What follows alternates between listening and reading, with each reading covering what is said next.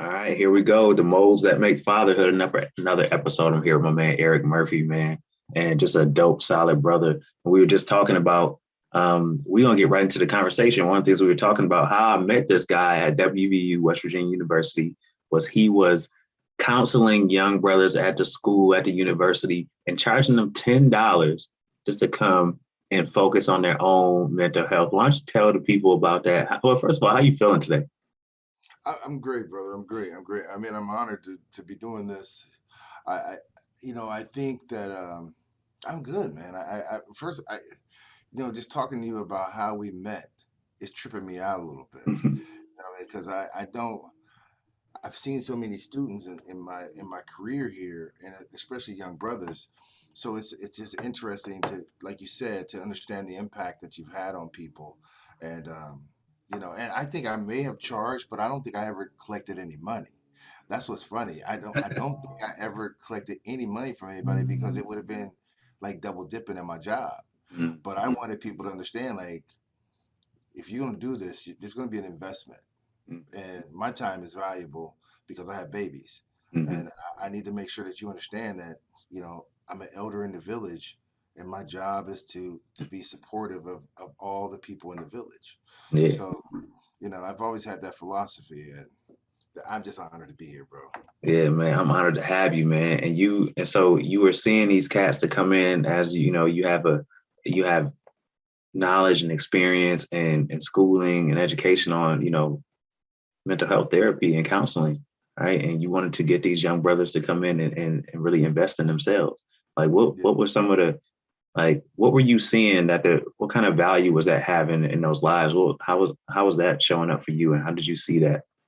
Well, I worked with a guy named Ed Cole and my best friend Bernard Jones, and what we did was we worked with DD&I, which is Diversity, Equity, and Inclusion, and we had supported there and a brother by the name of Dr. Um, Bruce Mitchell, the second or third, and we did a men's group.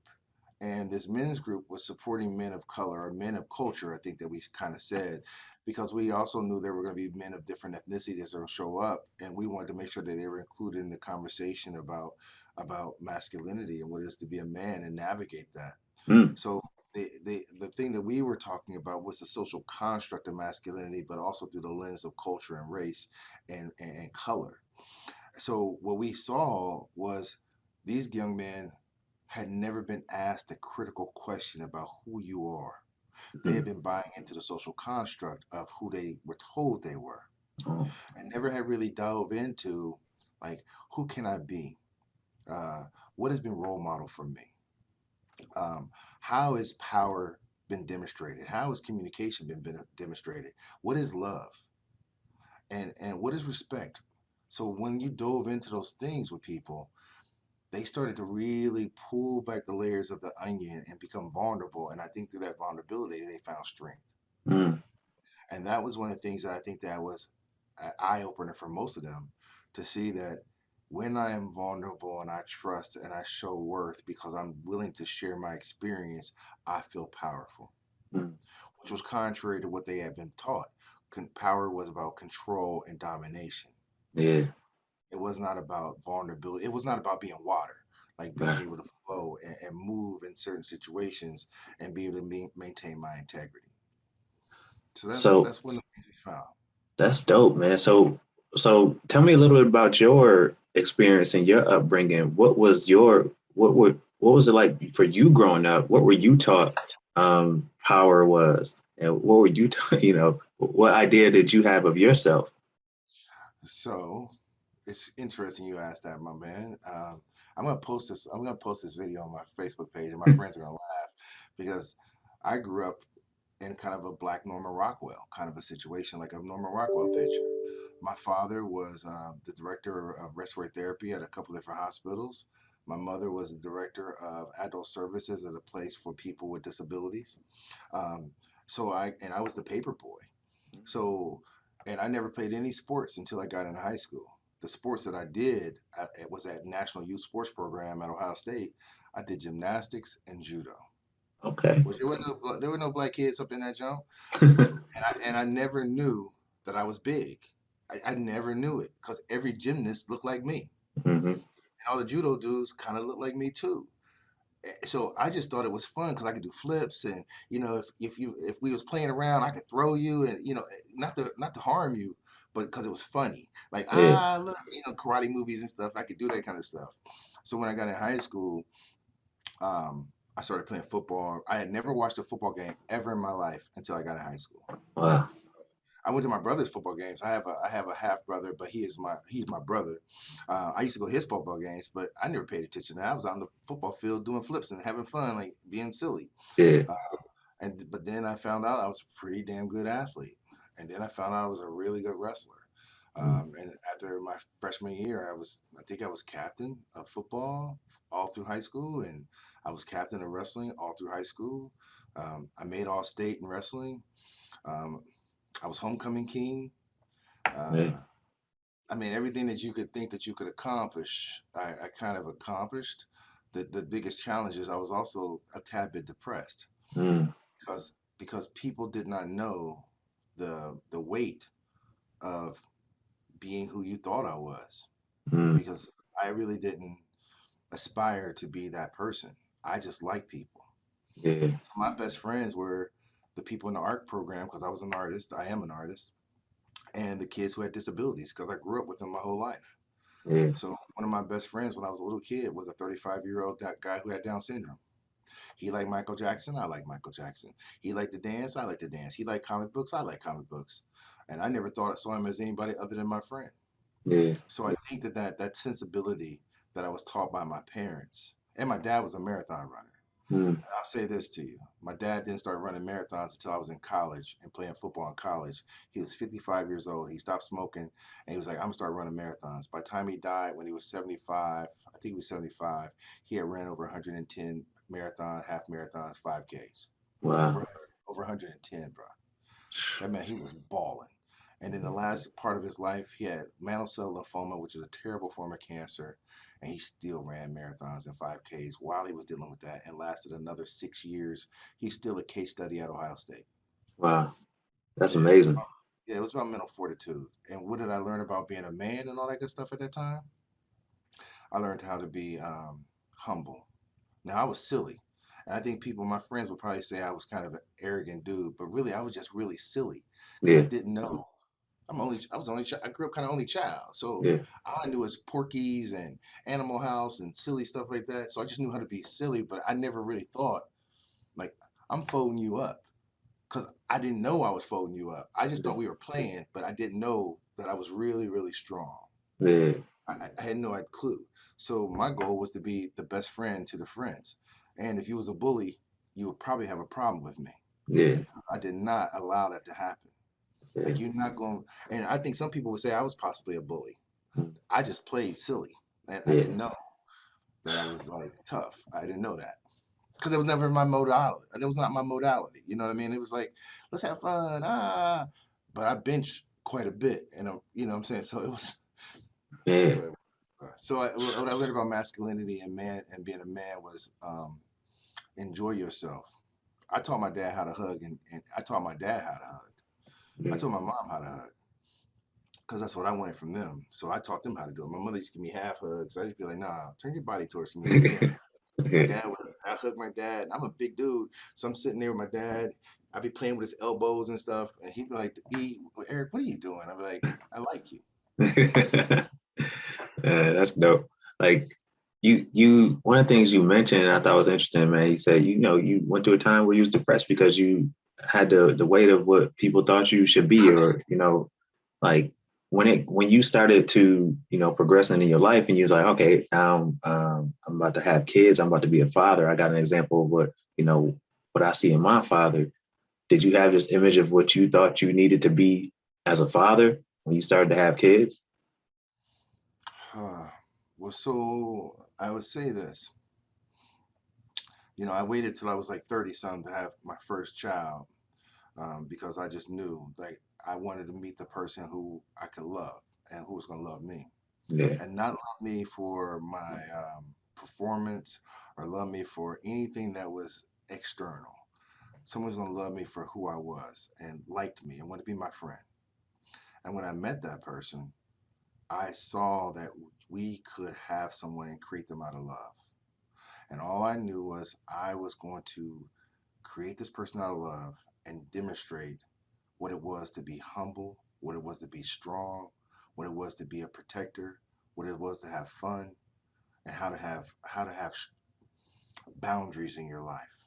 Mm. Um, so to be a father, I just thought I'm going to be better than my dad, and my dad was awesome, but I so he was my Cub Scout leader and everything.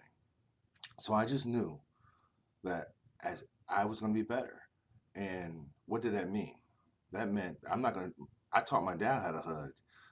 I'm going to teach my children how to hug. My son will Yeah. still kiss. My son will still kiss me, and he's 13 and just won the state at 160-pound wrestling. But he will Man. still kiss me in front of all his friends with no hesitation. My daughter's 17, so she's a little weird about it now, but she know what it is, and I am her role model for what a man is supposed to be, and she's told me that.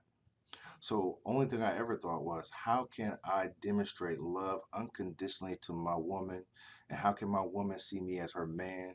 And how can we have interdependence and demonstrate what it is to have healthy boundaries, love, productivity, and success by knowing who we are. And who we are great. And that's not from an arrogant position. It's just Yeah. what it is. So that's that, being a dad, that's all I ever thought was, you know, how can I help this? My dude is 13. He's taller than me. He still like action figures and stuff, Yeah. but he will also fold you up, Yeah.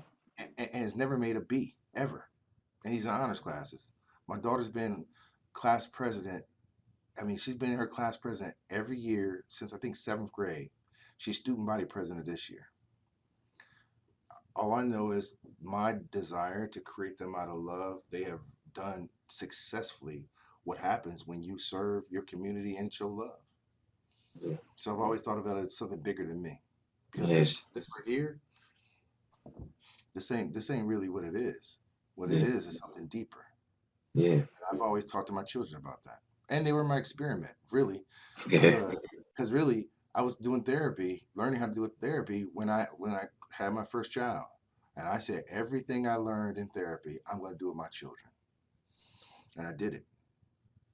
I love that. One of the things you talked about boundaries and teaching your kids about boundaries, man. And I feel like in our community, like sometimes our kids feel like they don't have the ability to set their own boundaries when it comes to their parents or, Yeah. and they being able to learn how to do that effectively. What's your take on that? Like what boundaries are kids allowed to have, with their parents? And that's interesting question. That's an interesting question, bro. I think there's a cultural lens that you have to see it from. But then, so doing therapy for a long time, right? One of the things I found when I've had a child behind closed doors and maybe the parent is ineffective, I believe that sometimes the child will believe something that's different than saying that my parent is ineffective. They may say that my parent hates me. Mm. My parent, my parent is a butthead. My parent is they won't say abusive. They'll say mean, right? And what I found is that when you dive into it with a child and help them understand, like, yeah, that does suck, bro. That does suck. Why do you think they do that? And they'll say, because they don't love me. They don't trust me, this and that. And I go, where do you think that idea of love and trust comes from? Tell me about how mom was brought up. Tell me how dad was brought up. And what they find out is they don't know they're talking pathology. When they start talking about how their parents were brought up, and then maybe that grandpa was an alcoholic, or grandpa wasn't there, or mom was abused, or whatever that might be, they start to understand that mom or dad is doing the best they can with the tools they have, because what they have been taught was dysfunctional. Mm. And they're dealing with the symptomology of a parent who's ineffective. So when I can help a child understand, like on a 1 to 10, one being your mom, your daddy ain't got it together. That's a 1. And a 10 is they're awesome. And when I'll talk to them about what number would you really give them from a very logical position, like if it was math, just straight up math. What they've been in say a lot of times is my mom is a 2 or my dad is a 2. Mm. And I go, you know why you upset about it? They go, why? I said, because you want them to be a 7 because of the title that they hold. But what if you saw James or Wilma, whatever her mom's name might be, is exactly who they are? Someone who's a 2 who loves you dearly, but is parenting you ineffectively because they were taught ineffectively, who would have control of you then? In your mind, who would have control of you? They say I would have control. I say, okay, so if you would have control, can you be a little bit more effective in dealing with that person? Yes. Because you got to expect when dad come home, he going to act a fool. That don't have nothing to do with you. What can you do to help yourself to not have to deal with that kind of behavior? Do you clean your room? Do you study? Is it hard for you to do that because of everything you're dealing with? So I teach them how to ground themselves in reality and be in the present moment. Teach them how to breathe, teach them how to ground their feet, ground their body, and to see things for what they really are. Dad is not as effective as I'd like him to be. Or better yet, my idea of what a dad is skewed because mom always talks about dad who is not there. Mm. So I'm trying to be the man. You ain't the man. And your mom ain't dad and mom. Your mom is mom who's your guardian. Dad is not in the picture, and there's some resentment to that. And when you could talk to somebody like that and they get that, yo, it frees them because they like, damn, my issue is in my head. So it helps them to change the game because what I'm really helping them to do is change their self-talk. Yeah, Does that make sense? that makes sense. That makes a lot of sense. You giving them you allowing them to take that and take accountability and ownership, right, of where they are and their own thoughts and how they see things. Yes, sir. But wait a minute. But I'm not giving them nothing. Mm. They are trusting me. And what I am helping them do is identify their own capacity. Remember, I Mm. was just talking about, I don't empower nobody. Mm. What I do is help them to trust, to open up, to take off the emperor's clothing, and to see who they really are. Amazing. I love that. And so when you talking to a kid who says my parent or my mom, my dad, their effectiveness is at a 2, whose job is it to communicate that message to the parent, or is it just are you just working with the kid? That's it, right? Or like A lot of where times, the go you ahead, bro. know I'm sorry. no yeah I A was gonna lot say where do you find that balance of trying the, to the deal with challenge that? the challenge with the child a lot of times is see if I see in a 12-year-old or something like that and that child realizes that dad or mom is a 2, one of the biggest problems is people like you better when you ashy, Mm. right? So mom or dad is so used to them being ashy, they diss you for being ashy, they want you to be ashy, and they don't even know why. They just want you to be in the same boat with them in that dysfunction because of the level of loyalty to it, especially through the cultural lens. Hmm. I'm mad, you better be mad. I don't like them, you better not like them. So what I help that child do is understand. I'm gonna give you that Biggie lyric. They like you better when you ashy, and they only like you better when they ashy because that's what they're familiar with. So I gotta let them know that as they put that lotion on, that mental lotion, Hmm. that mom or dad's behavior is gonna ramp up to get you to go back to who they're familiar with, because that's about power and familiarity. So let's say I'm that ashy parent, right? Like I got some ashy spots, on all over my body. How do I, as the parent, identify that, and what steps do I need to take? You know, like you talk about, self awareness. I know Yeah. you're big on self awareness. How do I become more self aware of my ashy spots?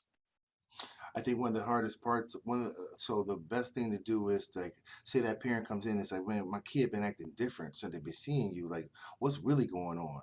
So the first thing I might do with that parent is talk to them about. Let me ask you, how did you?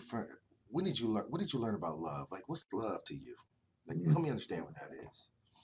Typically, they'll tell me that love is about an unconditional. They'll tell you it's a conditional thing. It's conditional, and it's about control and power. And typically, they're working from a position of survival.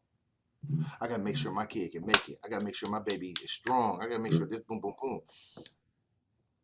But if I'm surviving, that says I've been victimized. So what about thriving? And what have you been taught about thriving? And typically that opens up the door because they'll tell you they know how to survive, they don't know how to thrive. And I say, well, maybe that's what's unfamiliar to you right now, that your child is trying to thrive. And that feels unfamiliar to you. But here's the dopest part to this. And I'll tell the parent this. The dopest part to this is that little Anthony is honoring you by being better than who they were, by being better than you.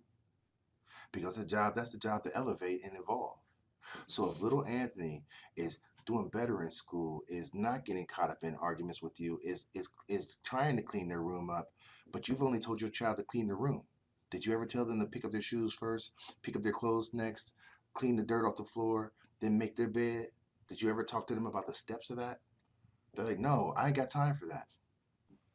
So you haven't taught your child the process. So what I have been doing is helping your son understand the process. Are you willing to let me help you to be the dopest version of you? And then I hand them some lotion.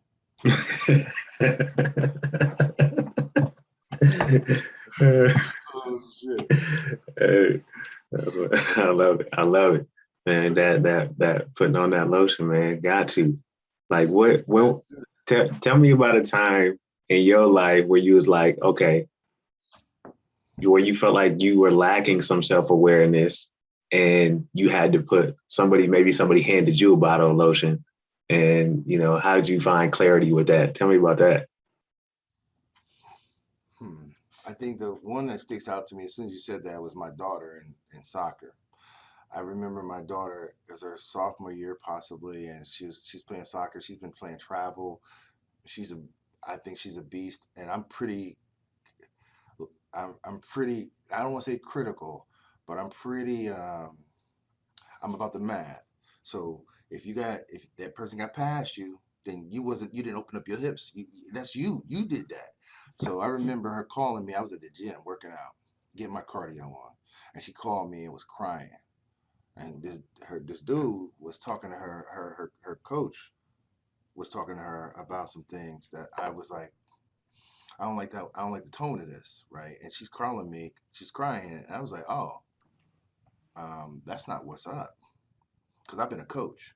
So that didn't sound like leadership development. That didn't sound like character development. That sounded like a power trip. This is my first baby, right? I remember being like, okay. I went and got my running shoes on. I'm not even joking, bro. It was about to be on and popping. And I called my boy. I was like, I'm in my car driving to soccer practice. Like, we about to have a conversation. And if you get out of pocket, I don't know how I'm gonna handle that. I I have really to don't. fold you up. I don't know how I'm gonna handle it. I'm gonna try to be real therapeutic, but I'm talking about my baby, so there's gonna be some primal stuff in that. And I remember my man, Coach Ken Mizell, who's a wonderful person. He was like, "Yo, E, pull over, stop your car, breathe. Your daughter's okay." I was like, he's about to feel it. And that's the one time I remember like really having to use the village to help me. But then I've also had many experiences working in higher education that I've had some experiences that have definitely been not cool. And I have had to persevere. And the way I did that was by calling some of my colleagues, um, not even my wife on this. I remember calling my best friend Bernard and my friend Dr. Amina Anderson Oliver and just these people who I surrounded myself with to say, yo, they trying to label me as this. They trying to do this. And I remember having to go to mediations and some things like that. And these people having to apologize to me. Like, my bag, we were this and yeah. And I remember saying, like, yo, you look on your back. I said this in a meeting. I said, look on your back and lay it behind. I said, that backpack of privilege you think you got, you don't. And I will never be spoken to in that way. And you will never depict me as anything other than who I am. And I am not as just a strong person. I am a colleague. And you are not treating me collegial. And this is going to harm the trust that we have with each other. So you might want to think about that. But I also knew that I was saying it was going on deaf ears. I knew that was going on deaf ears because what came out of that was somebody said, he's arrogant. I expected that. I expect you to say I'm arrogant because I'm standing for something and I'm not mad at you because you wanted me to get emotional. You wanted me to get out of pocket. Just like I think that coach may have wanted me to. One thing I've always known is my power. I didn't know when I was a kid. physical power, but what I know as an adult is my cognitive ability and my subconscious. I know that a little bit too. I know what goes into my head. I know my thoughts. I kind of know what's underneath that stuff too. So I'm very aware of my own moves and my self talk. And because of that, I think I can radiate something a little different. I mean, I don't want to sound flaky, but I can give off a little different vibe that people trust me and understand that I have no Yeah, desire other than to love you, like, because I love me. And my children are very much the same way. As I said, they were created out of love. It was not a mistake. yeah, There was nothing mistake about it. yeah. So those are my only experience. I mean, the ones that I don't even, the ones in school. I mean, here I don't even rap about those too much because it was like it's crazy, and this happened probably 2 or 3 times. Yeah. But then here's the other thing, bro. I only see me with the tattoos and hand tattoos, and you know what I'm saying. That's me. This alpha man. I don't meet a lot of me on most on most college campuses. And there's a Mm-hmm. reason why the African students, the African American students, the students from the LGBTQ plus community, international students, there's a reason why they gravitate towards me. Is because I'm probably my most authentic self. Yeah, And I think they trust that. And yeah. and my children trust it too. I mean, that's why they can talk to me and they understand boundaries. Mhm.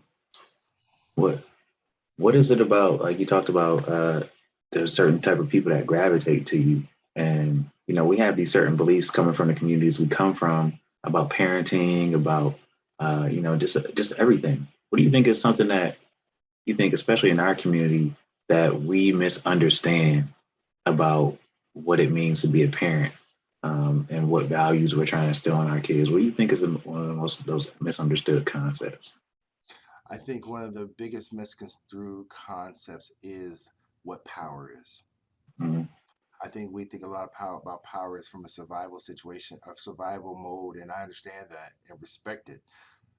In addition to that, I believe there's much more. I Yeah. think that for me to be a dad, so we're talking about being a parent, being a dad. One of the things I taught my son off the rip was who he was. I remember bringing him to the men's group one time, right? And I'm not even making this up. So he's at the men's group. It's 35 brothers there. They all on college campus. You know the campus you was on. And my little dude, sitting there, and he like 10, something like that.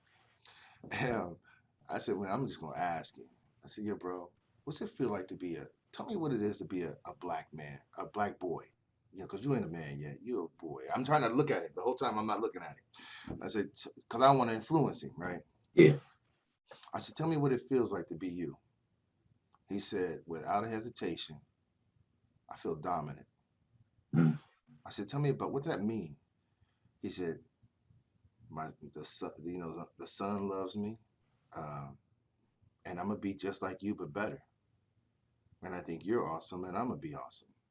I'm gonna be more awesome. That's what I know. And he went back to doing whatever the hell he was doing on his iPad or something. Like it was nothing, and everybody was looking like, "Yo," and all I could say was, "Word." Yeah. You know what I'm saying? So I, I don't. That's all I got on that. I don't know, man. How did I don't want to sound arrogant or nothing, but no. they definitely were. They definitely are. Um, they definitely are something that was intentionally created. Yeah. So that's an interesting concept as well. Like you talked about, one of the things that's most misconstrued is like the dynamic of power and what that Yeah, I is. forgot about. I forgot where I was. No, I started talking about my no, son. no, I forgot the no. question. It's cool. It's cool. But I did. Did you want to say something else, right, about it? Let me. I'll finish that. I'm sorry. I got caught up in my son thing, and that just made me happy, and I forgot what I was going with it. But No. I think one of the about power and what that means is, I don't think that we are. I think a lot of times as a dad, we're not willing to be vulnerable and talk about our with our children about how to be successful and about those vulnerable spots about ourselves. My son knows that daddy will cry at the drop of a hat. Like if I Mhm. watch the proper commercial, it's over. It's over. But he also knows that most of my friends will talk to him about when I was in high school and be like, your dad used to fold everybody up and blah, blah, blah. And they're like, whatever, dad. You was popular. I'm like, eh. They're like, my friends like, nah, your dad was kind of popular, dude. They're like, but dad, you don't act like that. Like, I don't get it. I said, because That was the people's opinion about me. What I had about me is I loved people, and I just wanted to be your friend. So what I have taught my son about power, power comes from serving. Power comes from being a resource in the community. Power comes from being that friend that will say something to a friend in a loving manner that maybe they don't want to hear, but maybe they do want to hear. Power is not about survival. Power is about the ability to see beyond where you are right now, but be grounded in that present moment. To know that Mm-hmm. I am successful, I am great. Because then you're gonna do all the things to make that happen, and you're gonna do that and share it. Mm-hmm. That's one of the things I think is the hardest thing. We talk about it from a position of hoarding. Like, I gotta make sure you cool. We gotta make sure we have this. I gotta make sure. I have always taught my kids, we gotta make sure we got that. That we got that. Hence why you say you met me doing stuff with kids in the high schools. All I wanted to do was share with them what I was taught. I've never told people I was a therapist. I've always told people I'm Eric, who has a skill set of therapy to share with you unconditionally. And my children know this, that one of the things I used to say all the time is I have unconditional positive regard for everyone in my life and those people that are not in my life. And I will set a healthy boundary with that also. But my love is unconditional. Yeah. And because I teach them that, I think they've learned how to manage themselves. Like where they go, thank you. My daughter, somebody will say, oh, you cute. You got a nice little shape. She'll be like, thank you. But ah, Yeah. that's not the kind of conversation I'm trying to have.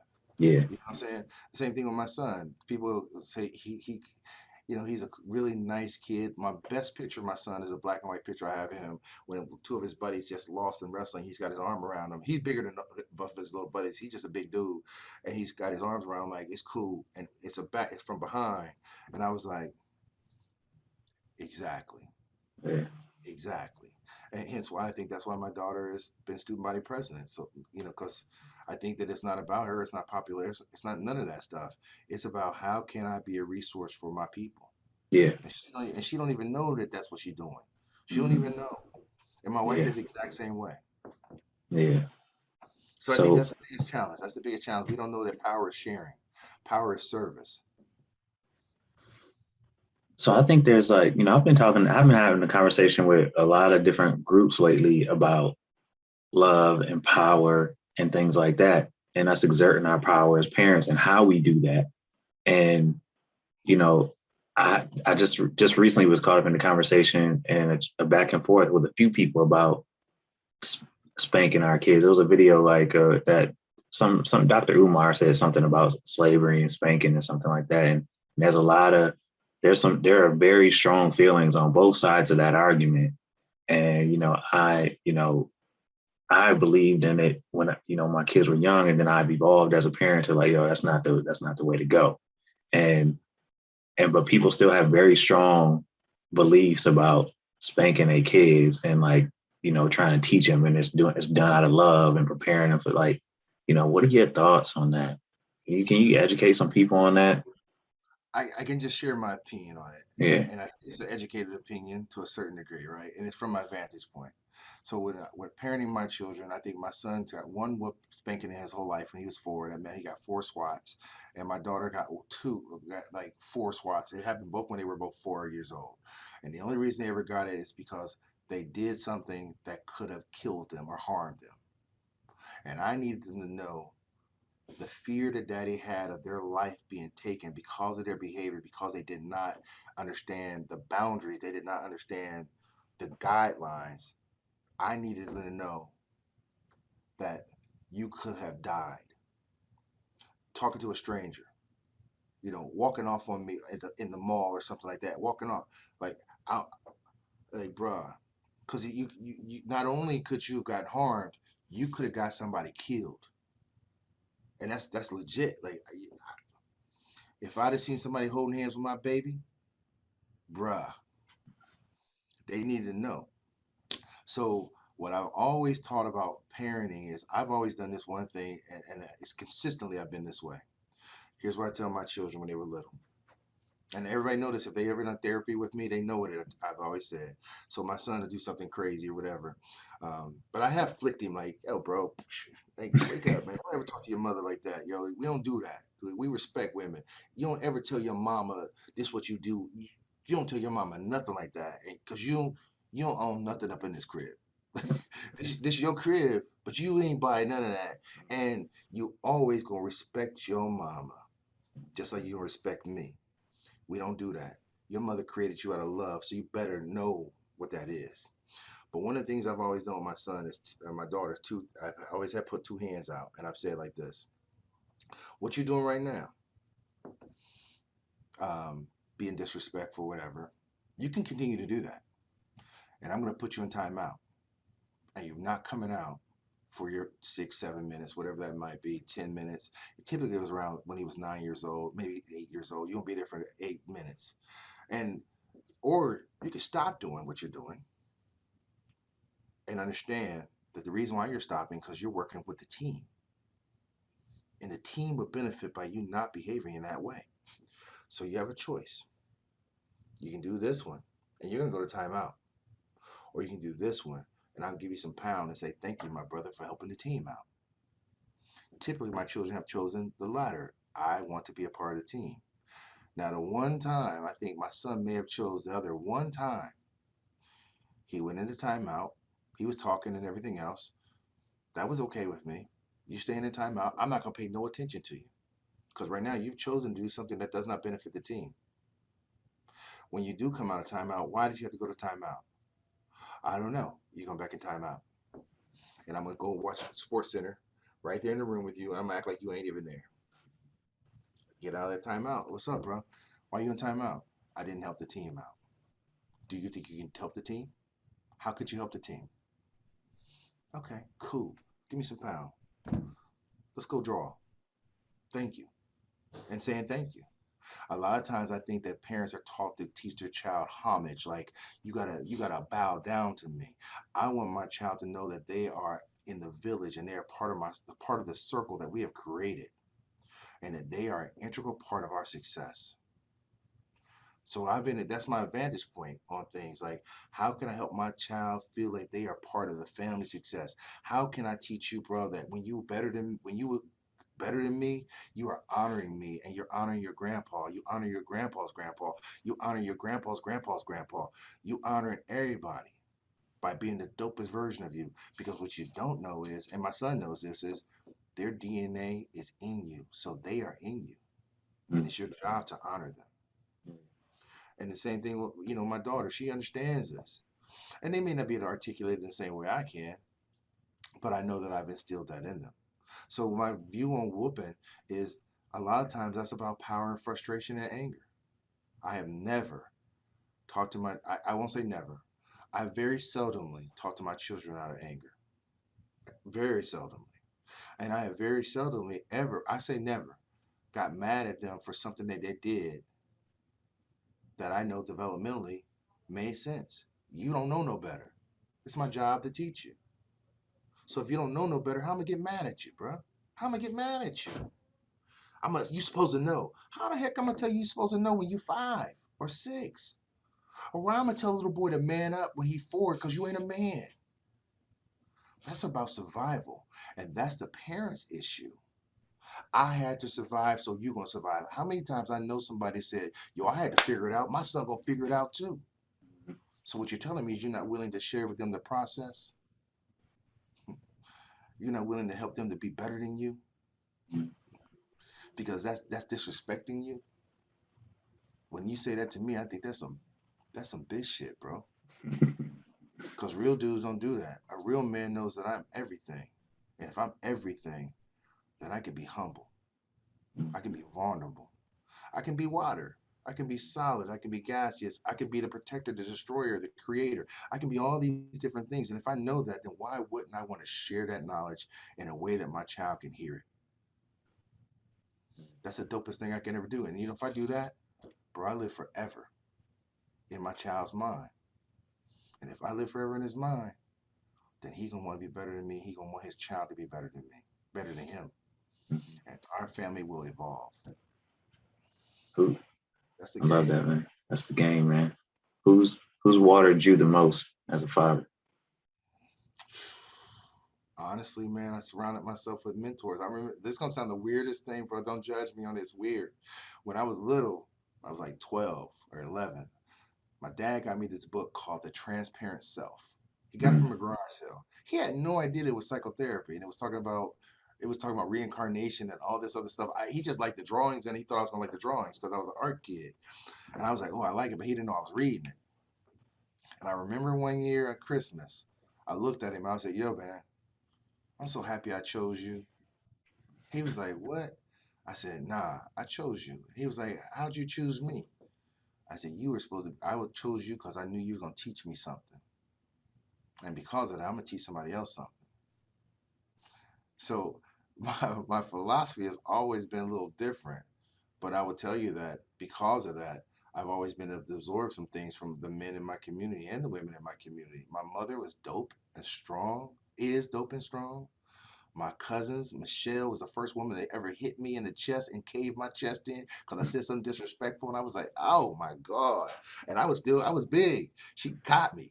Mr. Thomas next door to me, who was a professor at Ohio State on African psychology.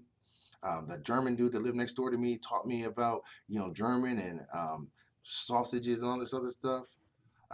Mr. Harper, who did the Major Taylors, which was a bike club in Columbus, the first black bike club, riding their bikes. Like, so I've always been able to absorb this information from all these men because I was willing. And and then the other part to it is for real. My dudes who didn't choose what I chose. yeah, My dudes were so dope. I mean, they kept it 100 with me. Like, bro, this ain't your route. This ain't what's up. You see how stressed out I am. I'm like, yeah, but you getting it. They like, yeah, bruh, it's a long game. It ain't the short game. Even though my father, I remember walking in the house one time, I had to walk like, yeah, what's up? And he was like, well, what's up with that? I was like, oh, I'm just cool with it. He said, so you pretending to be cool because you don't walk that way. I was like, that makes sense. yeah.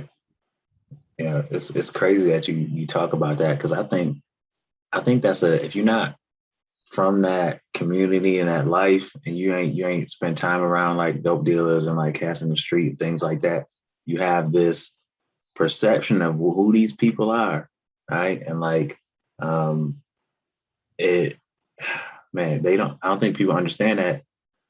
Like you said, I had the same experience. Like I grew up around street cats and they don't want, if they see, in most cases, man, if they see that you trying to do good in school, man, you playing sports, they like, yo, man, this, you don't want this. Yes. They not trying to like necessarily recruit and mold all these young kids into dope dealers. Like they feel like that's their only option. And like they want you to be better. They want you to get out of that lifestyle.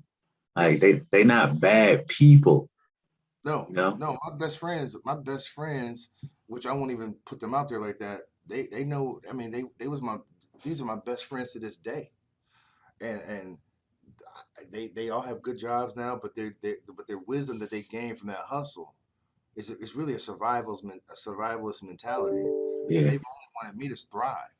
And I've always been the trusted friend. I knew what to talk about when I needed to talk about. I knew when to shut up when I needed to shut up because there's certain things I ain't gonna talk on. They taught me that. But I was the friend who's weird to them because I call them and say, yo, bro, I love you. They're like, man, shut that shit up, bro. I love you. They're like, yeah, man, I love you too, dog. You know what I'm saying? And I'm like, I do know what you're saying because they know where I'm coming from with this. I see much more than the mink coat. I see much more than the Louis Vuitton everything. I see much more than the Mercedes. I see someone who is trusted, who is a friend to me, who when I was dealing with whatever I was dealing with, I could go and talk to, and they'd be sitting there smoking a blunt or whatever that is, and we sitting there rapping, in the cipher, and I could just feel like I was me, unapologetically me, because they didn't know me as the wrestler, football player, homecoming king, whatever. They knew me as their good friend, and that's all I ever wanted. I never wanted to wear the costume. And that's what I've been. That's what I was taught by the men in my community, and I'm still being taught. I mean, my dad told me this when he was dying. I said, "Dad, tell me something I need to know about being a man." I'm not even fronting on you when I say this. My dad said, "You're gonna always be learning." I said, "Why you say that, Dad?" Now I'm laying in the bed with him. He under a blanket, mantle cell lymphoma. He just had chemo. He gray. Now he a brother, so chemo take it out of you. So his melanin and everything, he different. My son laying there. My daughter is in the other room. My son, a little dude, listening to this conversation. He said, "You remember this? You're gonna always be learning." I said, "Why you say that?" He said, "Did you ever think you'd be sitting here talking to me knowing that I'm about to die?" I said, "Nah." He said, "Did you ever think that you'd be talking to me knowing that you have to wash me?" I said, "Nah." He said, "So remember this. Even after this, there's other stuff that I'm gonna be learning." I said, "What do you mean?" He said, "I don't know what happens after this."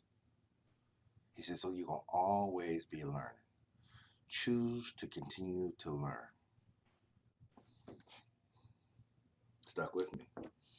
And I share that with everybody I can. That's why on my Facebook page, people don't know, like, the stuff I be posting on Facebook is really how I am. Yeah. The Like, spiritual stuff I post, they like, "Man, Ian, you so okay. Why you read yeah, it? yeah. It's Was food for the soul, yo. did you have something that you learned like when on your journey through fatherhood that was something that you learned in your life that was like, yo, this is a game changer? Like when it came to how you parent and how you carry yourself as a father. I think the one thing I learned was be aware of my thoughts. Mm, Because the repetitive conscious is I tell myself these things over and over again, right? I am going to be victimized. I'm going to be treated crazy. People are going to be threatened by me. Blah blah blah. I got to protect my kid. I got to do this and this and that. These are the repetitive thoughts I've been taught through a cultural lens and everything else, and I understand why I've been taught it. But what I've been able to do is, as a father now, is say, I am love. I am great. I am better. Not I'm trying to be. Not I will be. I am in the present moment. And because I tell myself the behaviors that I demonstrate in the present moment demonstrate that. They they exhibit who I believe I am. And because I can do that with my son and my daughter, I can show you ain't gonna tell my daughter because she got a nice booty or whatever that you love her. My daughter gonna be like, I was born with this. And what you're saying to me is about manipulation because you don't know me. Because you haven't tried to. You've only talked to me about my body. And so what I've learned is about self-talk, bro. Really. And controlling that. Being not even controlling that, hold up. Being aware of it and giving it space so I can see the truth. I started this job, I was like, man, I hate this. Blah blah blah. And once I gave it some space, I said I am great. I am successful. I am dope. And it wasn't from an arrogant position, it was from a position of self-interest. Selfishness is it's about me. Self-interest is I will be the best version of Eric in the present moment, and I will share that unconditionally with someone, just like I'm sharing it with you today, Anthony. yeah. I That's what I've learned, bro. love it, man. How do we transfer that type of thinking and awareness to our kids? Like, instead of just trying, like, I know a lot of parents, they want to speak life into their kids. They want to try to, say positive things to them. But how do we get them to adopt it on their own? You By know, being it, by being it in the present moment, by being it. If I'm talking to my child, I know I'm talking out of anger, then I'm not being anything but being anger. You hear people say, I'm mad, I'm frustrated. That's who you're telling me you are. What if I say, I'm dealing with something unfamiliar right now? What if I say, my child is learning right now and I'm teaching my child right now? What if I say, my day was not the best it could have been and I am home right now on my couch, relaxing? I am relaxing.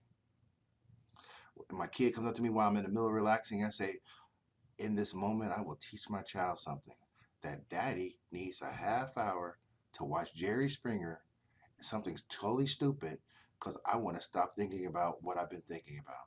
Can I have that half hour? And at the end of that half hour, I go kick it with my little guy, and we play with action figures. We go to wrestling practice, or what are we gonna do? And I'm rapping with him about that. My son went to a prospect camp this weekend at West Virginia at the university, and I was talking to him. He wrestled with a senior. He was like, "Dad, that dude was bringing it." My son in 8th grade. He was like, "That guy was bringing it." I said, "Do you bring it?" He was like, "Oh yeah, I was bringing it." I said, "I was watching. I was watching you." He said, "I know you was watching." I said, "Was that hard?" He was like, "Yes." I said, "But what did you get out of it?" He said, "I can be good." I said, "Wait a minute. You can be good, or are you good?" He said, "I'm good." I said, "Then go out there, back out there, and be good." Yeah. And all he did was do what he needed to do to be good. You know what I'm saying? When he got a couple takedowns on my man, I was like, excellent. Did the Yeah. dude reverse it because he's stronger and everything else? Yes. Did I come home last night? My son was like, "Dad, diamond push-ups help you get stronger in your middle chest. Wide ones help me get a wider chest." He said, "I'm trying to get this little bit of muffin top off right here. So I'm doing these side planks." I'm not even making this up. I went downstairs when I came home last night, and that's what he was doing. Speak it into existence, homie. Sounds like there's like you're saying, there's a lot of power in the words we say to ourselves. And Yes. like, you Who you know, say you are is who you are, bro. yeah, If I say I'm mad, you mad, and everything about you is going to constrict. But what if I say I am dealing with something unfamiliar? What if I say that I'm having grief right now? Change plus loss equals grief, and I am mm, dealing with grief right now. I can change. Then I can own that differently. I can own yeah. that differently. Like I, You know, like I I'm think a lot of unfamiliar. parents have said, like, I don't know what the hell I'm doing. I, if you say that, then I guess you don't know what the hell you're doing. That will be your existence. And Right, said, like right. you said, instead of changing it and saying, you know what, this is unfamiliar, but I'm confident in my ability to figure things out. Right? Bam. Like, But that's pathology, though, Anthony. Think about this, though. If my mama and daddy didn't know how to do it, and my mama's mama and daddy didn't know how to do it because they was dealing with escapism, maybe alcohol or whatever that might be, then, bro, what I learned how to do is when I'm unfamiliar with it, I know how to escape. mm, Instead of diving into the deep end of the swimming pool and finding out I know how to swim and backstroke and everything else. yeah, That's the dopest part when you find out that you're dope. Because how could you not be? How mm, could you not be dope when we're taught to lean on other people? Like, this gonna sound blasphemous to some people. We're taught to lean outside of ourselves. God is outside of you. This stuff. How can that be? How can that be?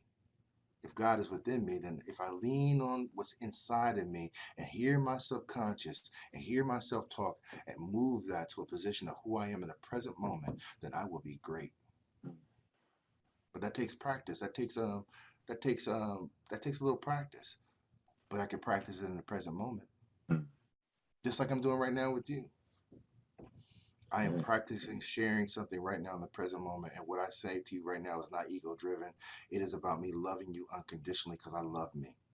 yeah, And for some people, when I tell people I love them like that, they're like, "E, that feels so weird. Like, bruh, why you so extra with that?" I'm like, "Is it extra? Is it extra?" And they go, well, "It just feels weird." So what you're telling me is it's unfamiliar. yeah. So hug it out. Let's hug it out. Let's Go hug go it sit. out. I'm still Yes, sitting. hug. I mean, Yeah, let's hug it out. I love you, bro. Take some of yeah. this lotion, and we're gonna be Lotion, your good. elbows ain't right. Your elbows ain't right. Get that. Yeah. Man, that's funny. Maybe I actually would just maybe lose my train of thought because I had another question for you. Okay, no, I got it now. I got it. So you talking about like God and being in you, or things like that. And I know a lot of people, they heavily rely on their religion, and I was having this conversation with somebody recently too about how much action we need to put into place. And even we've been talking a lot about our community, things in our community. Like, I feel like in our community sometimes, like, that, like, God and religion ends up being a crutch for us and how we do things, and feeling like we can just pray things away and everything's going to be okay. And you know but where's the balance between what action you need to take? You might be going through something with your kid, or they struggling, you feel like they're having a lot of issues, and you're like, man, I'm just pray. And where's the Prayers. balance between action as a parent and like praying Like it away? Right, bro. I think that what happens a lot of times is people think that prayer, God will move for them. And I don't think they realize that prayer is really self-talk. And the Mm. movement of God is your movement in that present moment. God help me do better. Then it's up to you to do better in that moment because you're really talking to something within you. And as you talk to that within you, you got to put action into place. God will not do it for you. You do it with God, period. And this has nothing to do with religion. Yeah. Nothing to do with religion. Bruh, think about this. I've been reading this book called Three Magic Words, and I've been posting about it because I think it's dope. If every atom has a neutron and electrons that are always moving, what's moving it? What's that energy that's moving that atom, that's Mm. moving those electrons? So if I know that, what happens if I control my thought and I control the energy within me? Mm. Can I create? And who am I talking to inside of me when I say that? I'm talking to my self-conscious, my subconscious, not my conscious, my subconscious, something different. And what I'm really doing is moving those atoms to abundance and creating blessings for myself. And the blessings that I'm creating for myself only happen when I serve others, when I do it for the bigger picture. That's how we do it, bro. We a lot of times we'll lean on the doctrine of behavior and say, but that's about control and power. I'm not talking about that. Mm. Does that make sense, or does that sound like No, flaky? no, it does make sense. I'm a firm believer in how And I self-taught. don't diss other people's religion, bro. I don't diss No, people's religion. Do what you do. You know what I'm saying? It's all to the good. I'm just talking about what I do yeah, no, and what I'm is not, manifested in my life. and I'm not somebody who follows a particular type of religion, man. Like do I believe that there's some higher force beyond us? Yes, I do believe that. I don't know what it is, right? Like, but I know that I have some control of what I do here on this earth, right? And that's what I got to work with. That's what you got to work with, right? So why not work with it? Yeah. So why not work with it? Like I said, me even doing this with you right now is going to bring blessings to me Mm. because it's going to bring blessings to others who maybe listen to it. And Yeah. maybe they'll say, man, this dude full of shit. Mm. Or maybe somebody might be like, damn, there's a nugget of something I can utilize in this. And I've done what I need to do Yeah. because I'm going to do it later on today when I work with the with MPHC, which is the National Hellenic Council, which is the Divine Nine. Mm. You know, I'm an alpha man. I don't know if y'all saw that. I'm an alpha man. And I'll be working with the Divine Nine today. Why wouldn't I share everything I share with that I'm sharing with you with them? I have plentiful energy because something within me is heavier than me, is bigger than me. And my brother is not heavy, and my sister is not heavy. Never, never. Yeah. Because if I love me, I got to love you. It Yeah. all comes back to love, bro. Yeah. Because love is growth, and growth is love, and love is life. You know what I'm saying? The energy that those electrons moving around that neutron, man, that's love. Yeah. That's life. So just trying to make it happen, bro. And Yeah. parenting is really about self-discovery. Who am I in the present moment?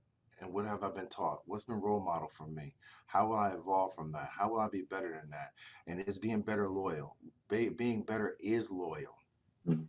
Not being better like materialistic bullcrap. Because if you're seeking that, you're gonna find misery. You're gonna find misery. I used to tell my clients a lot of times, this sounds flaky. I'm gonna tell you anyways. I say, man, this dude came to see this Buddha dude, right? And he was like, yo, Buddha, I'm just trying to be better. And he was like, I can help you with that. You know, I help you with that. He said, first of all, you got to remove the eye. He said, why? He said, because if you don't remove the eye, he said, the eye is a persona, it ain't even real. So you got to remove that out of the thing. He was like, okay, um, I want to be better. He was like, well, you got to remove that want because that want is desire and desire causes suffering. He said, well, you know, I'm trying to, he said, you got to stop that try because try is desire too. And you're going to fail at that because you're gonna get it and you're gonna find out it's empty, or you're not gonna get it and you're gonna find out it's empty. You're gonna be upset. He said, then I'm just stuck with being. He said, word.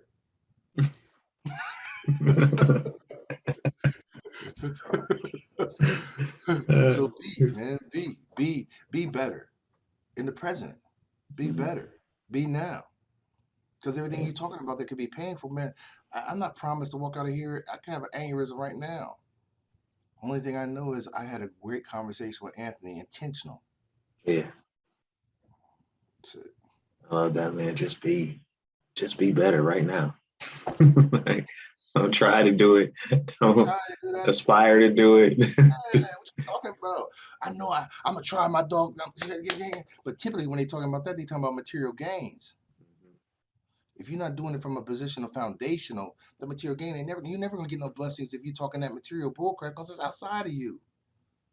You can talk about that love, that connection, that community engagement, that service. That's the part. But man, there's no try, only do, right? Like, So and I think that's a solid note, man, to end it on, man. Like, I feel like, and I guess the last thing I would say or I'll ask you about that is for my fathers out there, just parents in general. What's the first step that people should take when it comes to just being better parents, being better fathers? What's the first step you take? If somebody's saying, I don't know where to go, I don't know where to start. I think first of all, we got to demystify and take the negativity off of going to counseling, right? Just because you can carry it on your back, because you got a strong back, don't mean you're supposed to carry it. My father said this to me also. People so used to laying on a bed of nails that they think it's a Sealy Posturepedic. You got to know that just because you tough and you can hold that weight, don't mean you should. Doesn't mean that it's helpful for you. Let me remove that should. And I believe that we also have a lot of shoulds in our life. I should be this. I should be that. Those finite desire kind of statements create misery. It is about exploring who you are in the present moment and being vulnerable and finding out that you are dope and that you are resilient and that you can thrive. You got to remove yourself from the survivalist mentality and move towards a thriving mentality. That's the key, bro. I love that, man. I love it. It's moving through it, crossing the burning sands. You know what I'm saying? Crossing the burning sands, man. That Apple man stuff. I love it, man. Thank you, man. Thank you for being with me and just being here and being present, man, and sharing your raw, real thoughts and your perspective and your story and being vulnerable. I love you, brother. I love you for it. And I appreciate you just being here and sharing your wisdom. No worries, my man. Yo, you got to send this to me now because I really want to share this with my friends because I think it'll be interesting for them. Yeah, I'm definitely gonna send it to you. I'm gonna post it on on the YouTube page. And this episode is actually gonna post pretty soon after we air it. So I'll let you know, man. I'm gonna hit you up. I'll keep you posted, and I'll definitely send it to you, man. I love you, brother. Thank you for being here. Hope you enjoy the rest of your day, man. Thank you, bro. Have a beautiful day, bro. You too, man. Peace. Later.